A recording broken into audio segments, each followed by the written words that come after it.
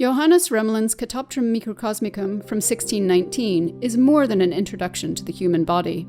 The tools and apparatus of scientific inquiry appear alongside moralizing themes. The text, a guide to the paper dissections within, contains numerous biblical and classical references.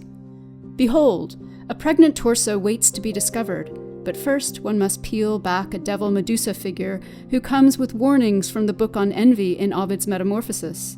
There is no unjudged anatomical knowledge here. Other figures hide behind little more than a fig leaf and offer layers of anatomical wisdom. Muscles, veins and arteries, bones reflect the perfection of God's creation. In the top center is the universe, which incorporates figures of good and evil and reveals in the innermost layer an important reminder: Deus est omnis medeia. God is all medicine. All healing comes from God.